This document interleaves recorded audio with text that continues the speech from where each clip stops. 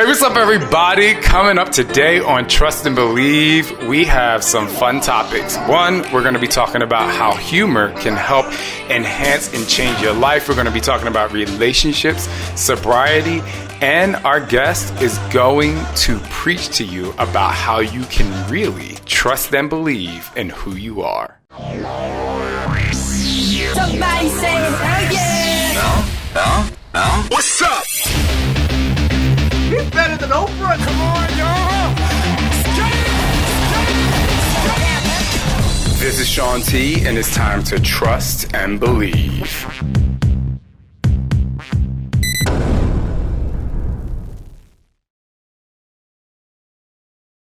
See, David, I just need to let you know. I gotta let you know something. I did you a favor today. Did you? I purposely wore a sweater and a long sleeve shirt because I knew if I showed my arms, if I showed my shoulders, if I showed my abs, you would be talking about me forever. I met Shaun T for the first time and he had to show his body, so I covered up for you. You know what I mean? And I did not. Let me tell you something.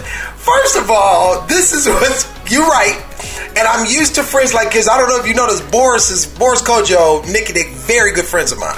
And that's one of my best friends. I talk to him constantly about having his little shirt off. I'm like, we got it. Okay? We got it. You in shape. Everybody knows. Right? So like, immediately, one of my favorite things is when I started watching your videos, there's one which I'm sure you probably don't remember because you've done so many of these. And when you take off your shirt, when you're doing some crunches or something, you're like, I'm going to take off my shirt because it'll help me breathe better. I said, ain't this shit? Oh, I said, my goodness. You know what? I can breathe just fine with a sweater on. Listen, first of all, you know what you said? You said when I be watching. Do you watch or do you do? I be doing. I ain't going to lie to you. Okay, all right. You be doing. In it, we met, I think everybody needs to know this. We met on Instagram. Yes, that's how we became aware of one another. I mean, well, I was a fan of the videos. Like, one of the best workout, things that I've ever been through. And I've been an athlete my whole life. I love a good challenge. That was the thing that really made me go, oh, this challenges me. And then when I got on social media and my social media, platform started to rise, and I have celebrities follow me all the time. Nothing moved me ever. Like, Will Smith's following. Oh, Kevin Hart's like, oh.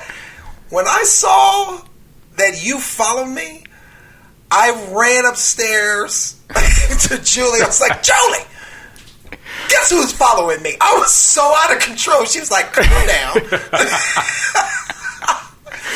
Because I don't know why. I was so excited. And then as we've gotten to know each other and talk more and more, and it really started to change my perspective about working out, the journey, the mindset, all that. Because I'm a comedian. I'm a television writer. I'm a stand-up. Like, I started to, for the first time, put the words that you say in the world of working out, and I see it the same words that I use in stand-up, in pursuing anything that I want to do. So, like, to be here now and to be able to talk with you, I'm not going to lie to you. This is fantastic. Well, thank you. Listen, you already know. I was like, who is this fool? I knew who you were. I knew who you were before we met on social media, obviously. Right. But I, too, went to Scott, and I was like, oh my gosh. And I was like trying to explain to him who you are. I was like, do you know him? Oh my gosh, he's so funny. He does my workouts. I'm so excited. So it was very much mutual.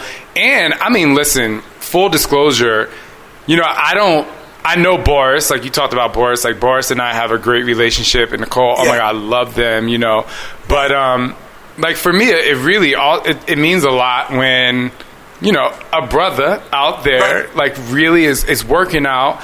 And you're not a fitness person, but you're a person out there that's like, look, I have my career and I'm committed and dedicated to my fitness because what a lot of people may not know, or maybe you do, is that the African American community has a lot of, health issues, if you will, We and fat and out of shape. That's what we are. Some of us. Heart disease. We like pork rinds. If it ain't fried, we don't want it. But this is how we grew up. It's really important for people to hear that. We don't just eat baked macaroni and cheese on Thanksgiving. We have it every Sunday. And we have fried chicken on a Wednesday. And, our collard greens don't just have collard greens. They have ham hocks. It has, that's right. Our mashed potatoes, neck bones. I remember when I was younger, my grandmother... Now, this is like my mom's biological mother. A lot of people know my grandmother as my mom's adopted mother. But my biological grandmother, when I would go visit her... You want to know what a snack was? Fatback. That's right. And you better eat it all, because then nobody's standing in this kitchen all day to make this for you to take over it. Our mashed potatoes have heavy cream, butter. So I say all that to say, when I saw you working out, and it's not your profession, and you're really committed and dedicated, and we'll get to how you tease the lovely Julie during the workouts, it made me happy, and I was just like, this is so cool, because not only is he successful, a father, a husband, and we'll talk about, obviously, all the things you've been through in your life to really get you to where a place you are right now. I was just like, you're the real deal, man, so thank you. I appreciate it, dude. I really appreciate it. It's dope to watch somebody... become one of the best of what they do, and I respect that. Like for me, I've been honestly, I've been doing these workouts of yours for several years. I've lost weight, got fat, got small again, like literally. And then when the pandemic hit, and I just signed a deal to do another Netflix special, right? And so I was like, I cannot get fat again, because I'll do it quick. You know what I mean? Like just one bag of popcorn at a time. I'll slowly do it. And so I was like, I gotta change my mindset about how to approach it. And I think I sent you a text. I don't know if you remember this. And I said, my problem is this. I always say to myself, I don't know why I'm trying to get a six-pack again, because I'm gonna be fat again. It's coming. Like I always think that in my mind. I'm 52. Right? I'm not 20. I remember when I had a six-pack for no reason. I didn't even earn that six-pack. I remember, when I was, a lot of the people, remember I sent you that video about all the people that be working out behind you? I said, I need to see somebody on there that's 50, that look like me, that's going to eat some cheese as soon as the workout is over. Like, I need to see somebody struggle. But I was like, how do I get to a place where I recognize that space of the slippery slope? I can feel the difference. Because, when you start to lose weight, since the pandemic hit, which was the top of March, and we went to a social distance gathering, and a friend of mine, Tank, the singer Tank, came up to me. He was like, oh, it looked like somebody eating all the pandemic weight, getting all the pandemic weight. I was like, oh. And that's, for me, that's all it takes. That was Memorial Day. And I said, oh, I can't do this. And I started focusing. And I was like, and I don't know how much weight I've lost because I don't weigh myself. I can feel the difference in my clothes. Mm-hmm. And I can look at myself and go, yes, I look better, but I'm not where I want to be. So I got more to go. You know what I mean? So literally, that was the thing. And this time around, I started thinking about how do I,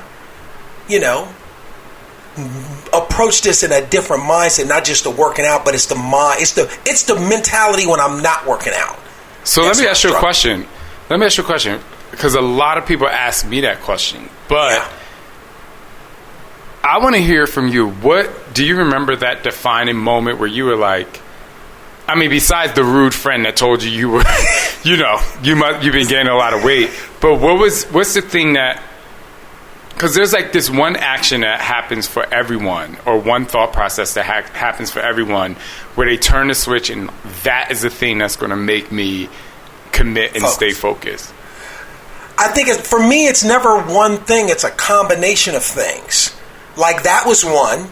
I respond to things differently than like my wife does. Julie does not respond to, get your ass up and go to work. That don't do nothing for her. That shut her down. You tell me I can't, and that's all I need to hear. Like that, you tell me I'm not going to, that's all I need to hear. Like, I grew up with that type of reinforcement of things. So I think it was that when Tank told me, and it was a joke. Somebody getting all the pandemic weight. And I went, and I knew it though, but I already knew. And so when you hear it, then you go, and then like I told you, I'm 52, and I'm at that age where your friends and people around you start having these unexpected tragedies. I had a friend have a stroke. I had another friend, had a little heart attack. And I'm like, no. This ain't, for me, this ain't even about no six-pack no more. It's just about having a healthy lifestyle. It's about, when I work out, when I'm in it, I think better. I went running this morning. I did 3.5 miles this morning, right? And I'm writing this pilot for Nickelodeon. And it's this little thing that I'm trying to think about in the story. And when I need a minute, I work out. Because then I can think about it. And I came back from my run and I was like, I'm going to do this instead of this. Those things fire. When my body is like working out, my stand-up, everything is firing on all pistons. So it was a little bit of everything that made me go, this time, I don't want to go back. I want to maintain, and I want to stay in this area, so when I need to shut it down for 6 weeks and like clean my eating up completely when I got to film, I'm not so far. I've been working out for 6 months. My body is at the before picture. That's where I'm at right now. I done worked up to the before. You got the before and after. Yeah, but you are good now, at least from what I see. You feel it seems like you. I've definitely gotten way better than I was, for sure. Way better than I was. So let's talk about something, because obviously now you know how to turn on that, that health switch to make you push through. Yeah. But you also have been sober for 23 years. So let's talk about that journey, because I think. When you said earlier, it takes, that one bag of popcorn and then another bag of popcorn. This is true for a lot of people. And I believe that your story about your sobriety actually goes hand in hand with that, about how you need to focus to really, stay the course and keep on keeping on, as they say. That is 100% true. And I think that is what I was telling you when I started doing this workout journey this time during the pandemic. That was something that I thought about. Like, I've been sober for 23 years, and I remember when I got sober then, I had been in and out twice. So this was my third time getting myself together. And what it was for me is you get tired of being tired. You get tired of starting over. You get tired of building things up and then tearing it down. You know what I mean? And you get tired of going to jail 2-3 days in a row. It's like, okay, enough. Like, I can't keep going to jail every other week. I got things to do. So you bring humor to things that most people don't even bring humor to. So let's talk about that though. What was that like, where you're in a space where you're like going to jail and then you're out of jail and then you're going to jail? What was going through your mind, your body, your experience?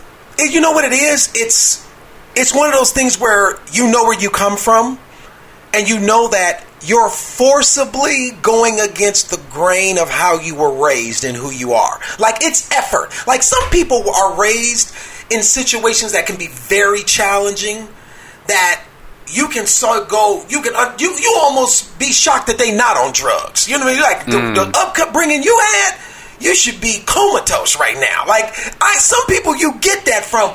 I did not have, while I had challenges, I had examples around me that did not dictate that I should be living like this. I was going against the grain. I had to forcibly go against the grain of how I was raised and what I knew to be better I wasn't no good drug addict, Shaun. That's the bottom line. I wasn't committed. I was a little lazy.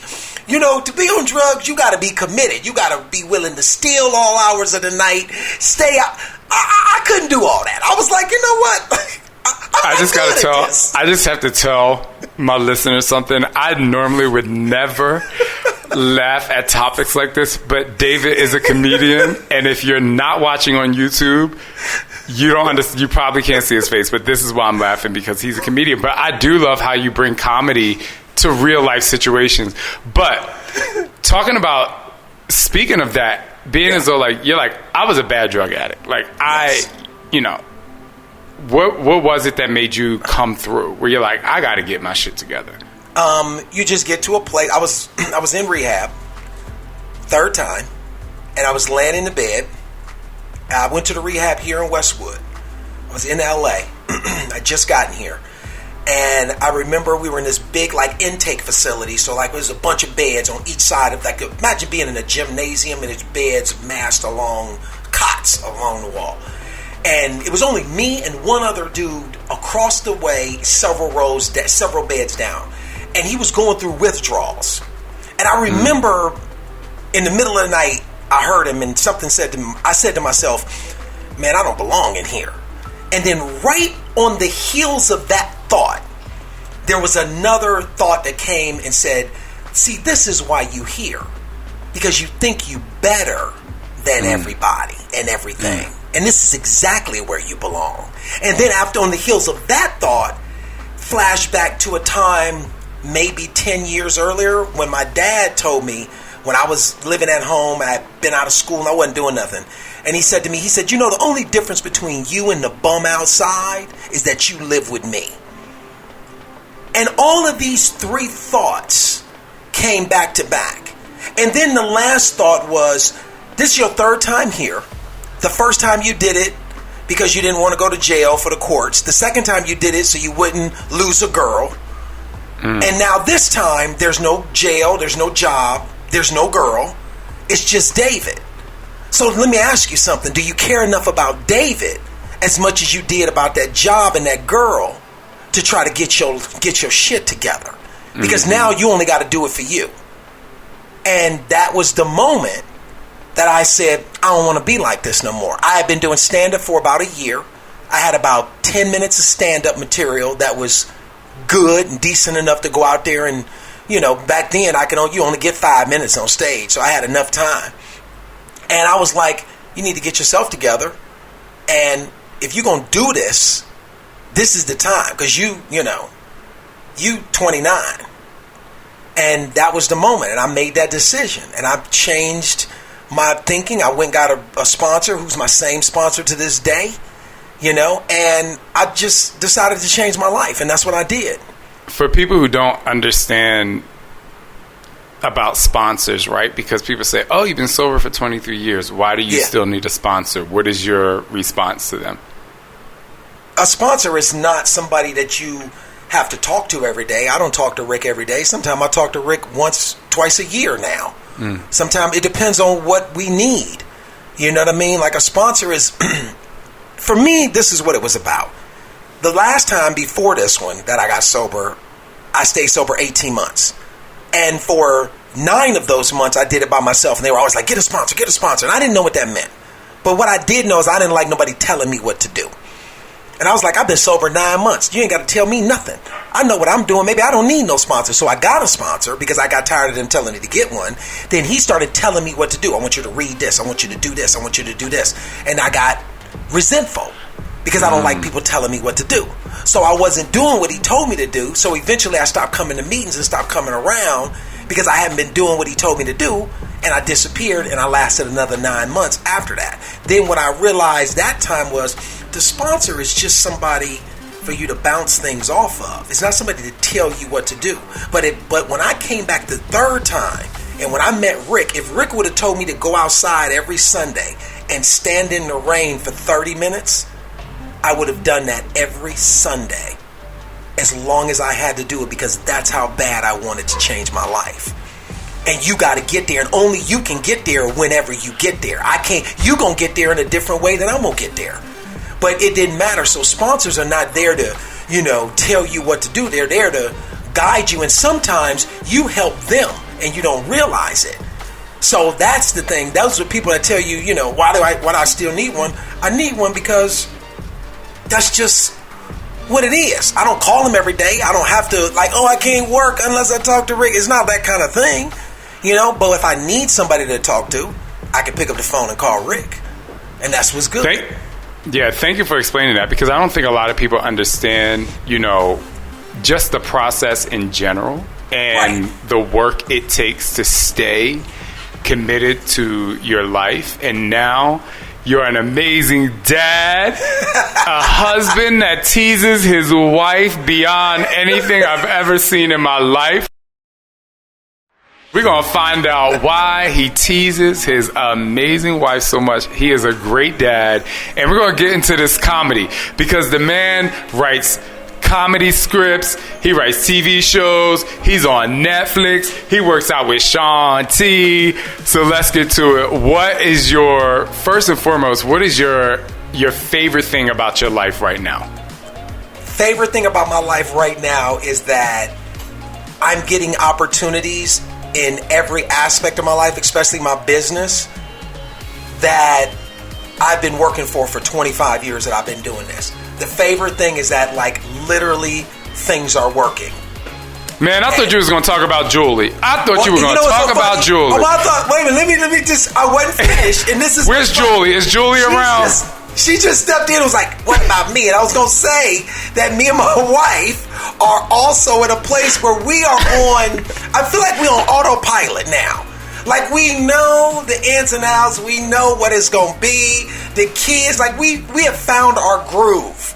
And that, when your career, your personal and your career line up, it feels good to not be, struggling everywhere. It feels good to just be. And Julie's in the room? Yeah, come. You want to see Julie? I want to see Julie. Okay, I'm happy that we were able to get Julie. So Julie is a major part of not only David's life, but in my opinion, David's brand. She's like the Robin to his Batman. And I just wanted to say hello. Julie, how do you deal with this man? How do you deal with him every day? Barely.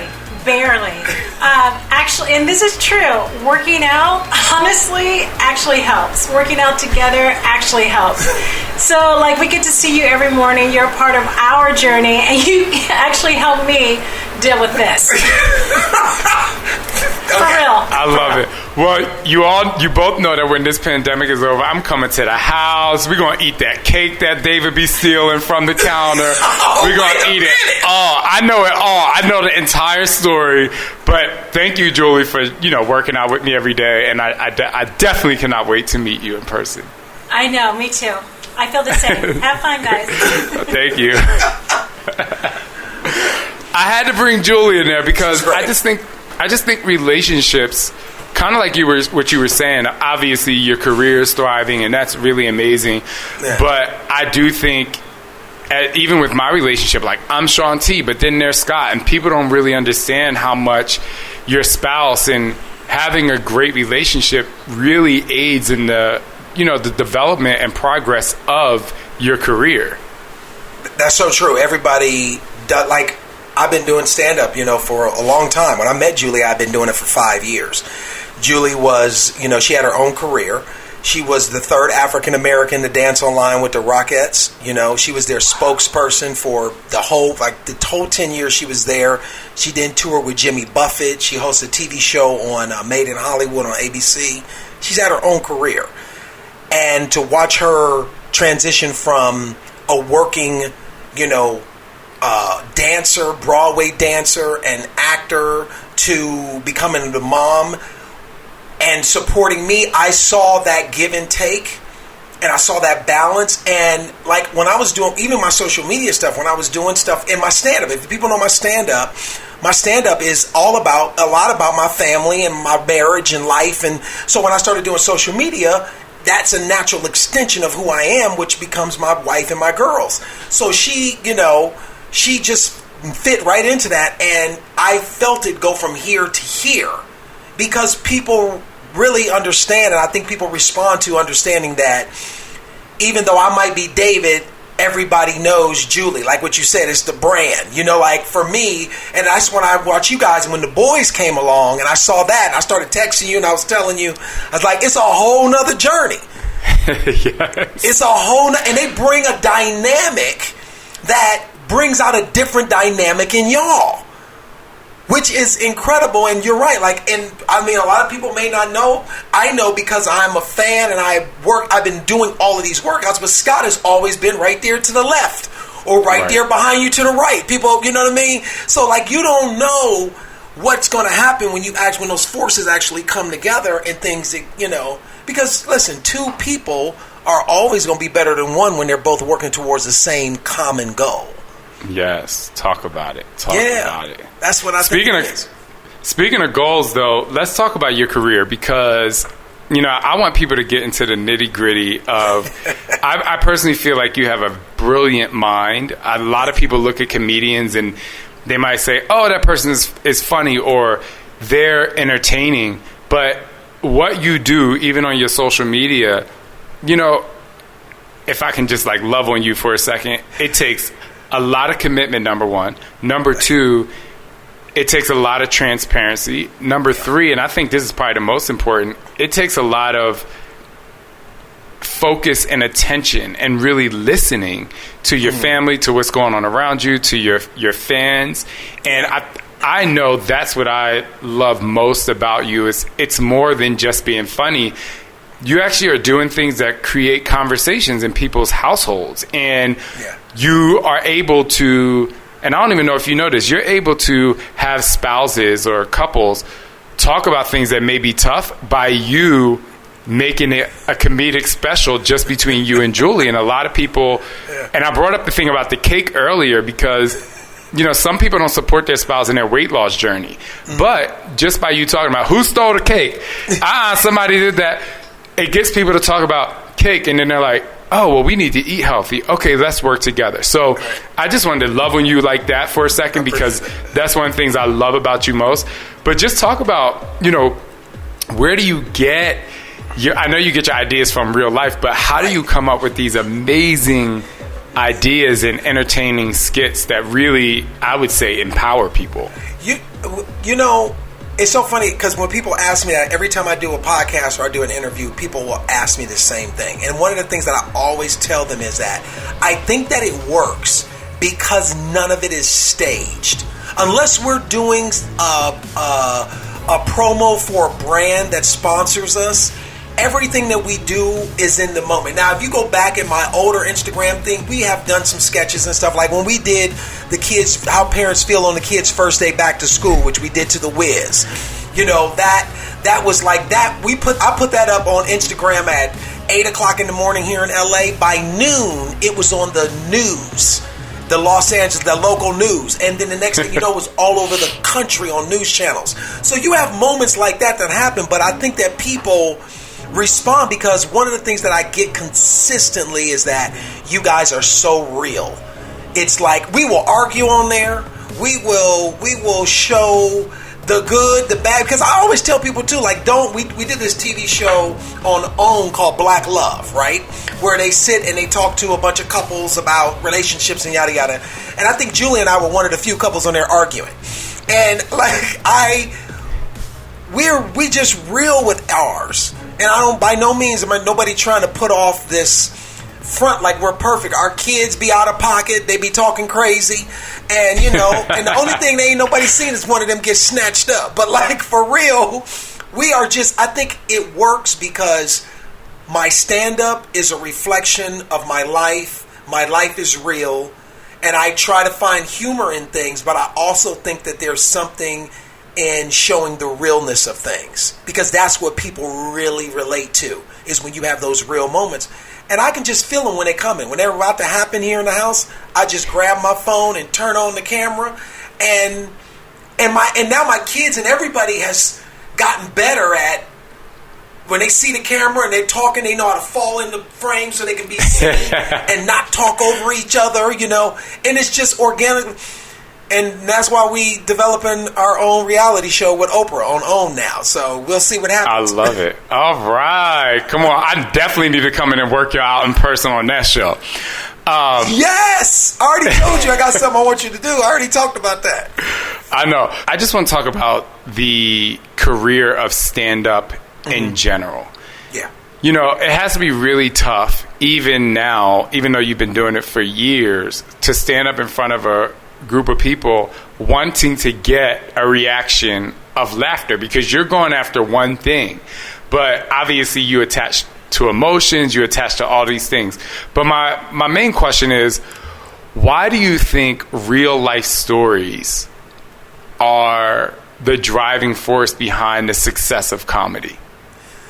I feel like real life stories are the driving force behind the success of comedy, is because people want and need to hear what's real and see how comedians have the ability to put a comedic spin on things that others or the layman mind might not necessarily be able to find the humor in. Mm-hmm. You know, and like for me as a comedian, the challenge becomes, after a while, I was talking to somebody else about this. As a comedian, in the beginning, it's all about the laughs. You're chasing the laughs. You want the laughs. I want to make them laugh. I want to laugh. Then when you get to the point where I know how to generate laughs, I can do that. That's easy.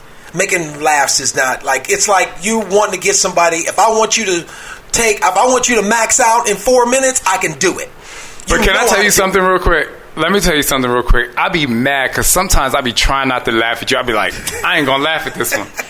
I ain't going to laugh. And literally a half a second later, I'm like, damn, he got me again. Like, I be trying not to laugh and that's so interesting how you're like, I can do that. You know, like, that's easy. Anyway, continue on. Because, you know, that's what we do. We elicit laughter. We know how to do that. Then as you get better and as your comedy IQ starts to rise, it's not just about laughter, it's also about taking you on an emotional journey so that you feel something too, that you think about something. And now stand-up, you know, Dave Chappelle has taken stand-up and gotten it to a place where you can laugh and then it's okay to be quiet for 3 minutes and just have a thought and have real conversation, and then hit you with a joke at the end. Like when I made the joke about I was not a good drug addict. Like my last Netflix special, Fat Ballerina, that I did it was great. I loved it. But the moment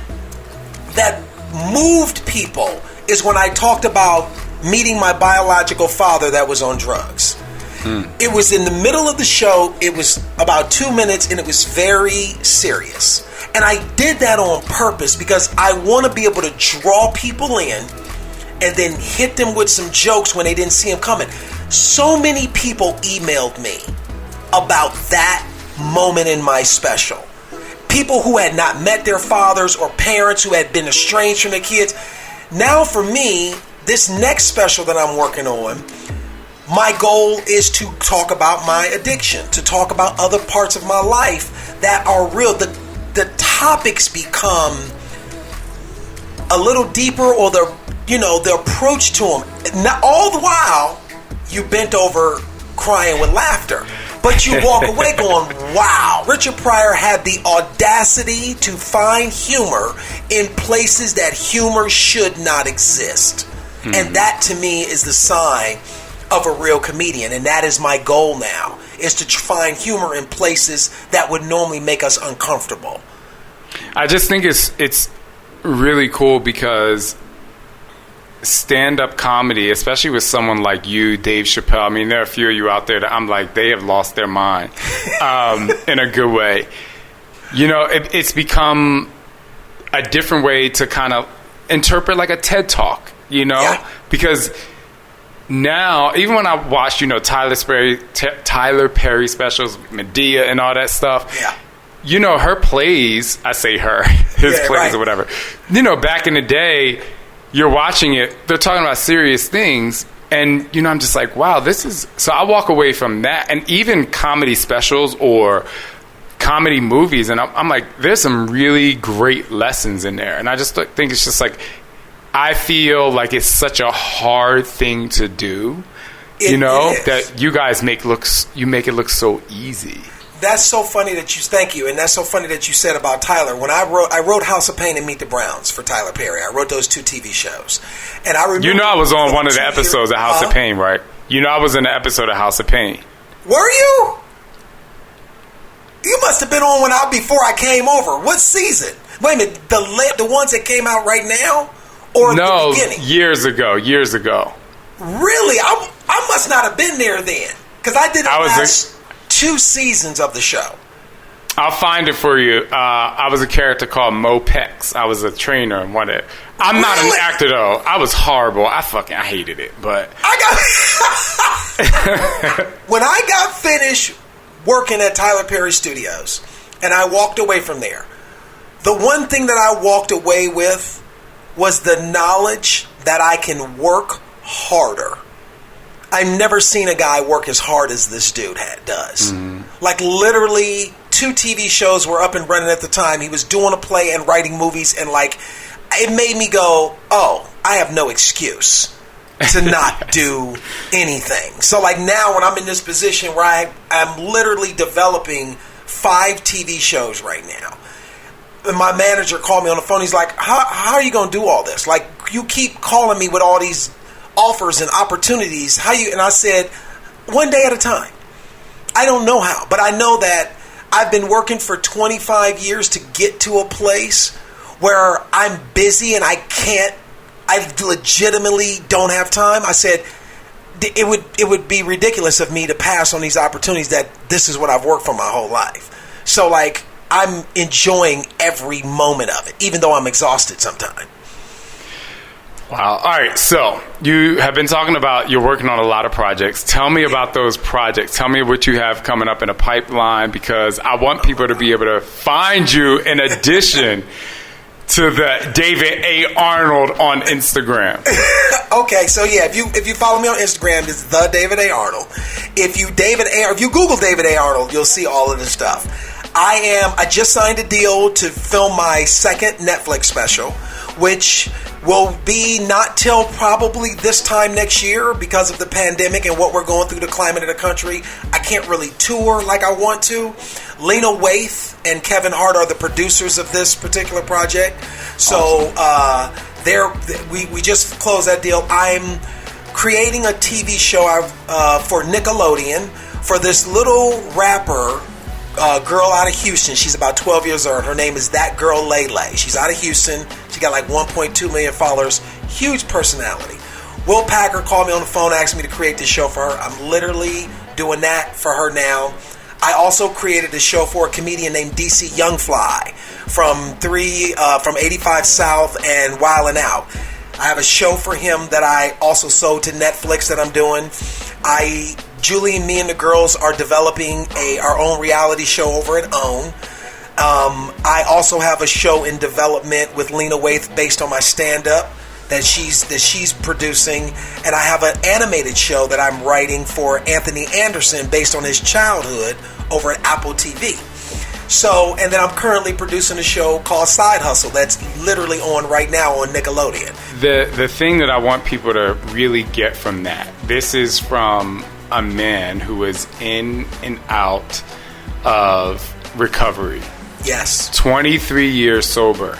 And that's, to me, I attach to that more. I mean, the projects are great, yes, but I know the struggle it took for you to get here and the continued, commitment and dedication to your life, to your family, to your career, while having that as a part of your past. Like, that's what I want people to really listen to, because there are a lot of people out there right now who have been through so much stuff and they don't feel like they have what it takes to succeed. And I'm like listening to you, I'm like almost emotional. Shaun, calm down. Like, I have to tell myself to calm down, only because, I know what it's like to go through heavy struggle as well. And I still know the daily thoughts that come to my mind that kind of creep in from my past. Right. And I have to continue to trust and believe in myself. For people out there who may have gone through something tough in the past and they're stuck and they're letting their past really be the continued driving force in their life and they can't get to the place where they can find success, how would you define, trusting and believing in themselves? I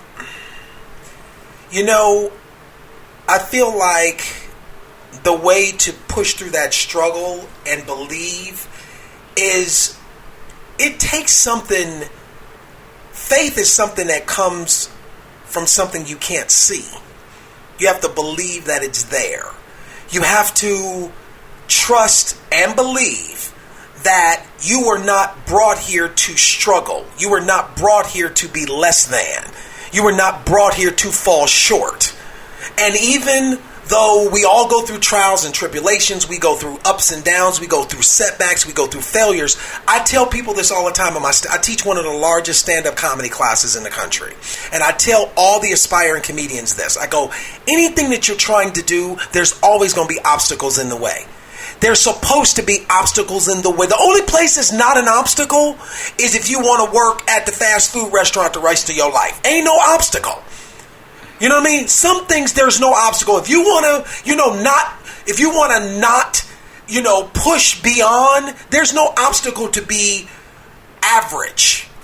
To just wake up and just take whatever's given to you, there are no obstacles. But if you want to be better than, if you want to go to a place that only few go to, there's always going to be obstacles. And obstacles are there for one reason, to weed out the weak. That's what they're there for. They're to get rid of the people who say they want it, but they don't have what it takes to push through and do it. And so in my gym here in my house, I put the decal up that says, be stronger than your excuses. So I can remember that every day when I walk in there to go work out. So I can remember that when I sit down here to write. I remember that when I got on stage and got booed in front of thousands of people. And I didn't want to go back. And I remember that these things happen to see how bad you want it. So you got to know that no matter what you're going through. I remember catching the bus. When I came here to LA, I had 2 trash bags full of clothes, no car, 3 addresses to 3 comedy clubs, and 10 minutes of stand-up. And about 2 months of sobriety. And the only thing I wanted was to be a comedian and have a chance to prove that I belong out here with the rest of everybody else. And I caught the bus and I walked and I sat outside the Laugh Factory and the Comedy Store and the Improv for 3, 4, 5 hours waiting just to sign up to get on the stage to do 2 minutes. I did all of this because I wanted it, because there was something inside of me that didn't want to just be average. One of the things I never wanted to do in my life is to look back in my life and go, I wish I had tried. I wish I had I don't want to do that. And my daughters, they're 15 and 13, Anna Grace and Ashlyn. And the only thing I want for them, if they don't get nothing else from me, I want to make sure that I've shown them the example of what a man who never quits, a person who never quits looks like, who drives and keeps working and they don't even understand half the stuff they just know I'm in this office with the door closed all day sometime. They have no idea. And that's it, man. If you out there and you struggling, you just got to know that all this, it's necessary. Nobody that you look up to, nobody that you hear from, nobody that you believe in or that has inspired you has not sat where you sitting. They've not failed. That's why I love autobiographies. That's the books I read, because I love to hear about the struggle. You know what I mean? Like when I look at you and I see the brand you've created, one of the things that I do know is that there was several failures that led to this moment. And people don't get that. Michael Jordan says that commercial that he had out, I've missed over 4,000 shots. I've been asked to take the game-winning shot. I failed time and time again. And that is why I succeed. And people need to know that. It's through failure that breeds success. And that's the only thing I can tell people. No matter how bad it seems, you got to find a way to reach down inside of you and believe. And always trust and believe in who you are. Like my shirt says, believer. Believe.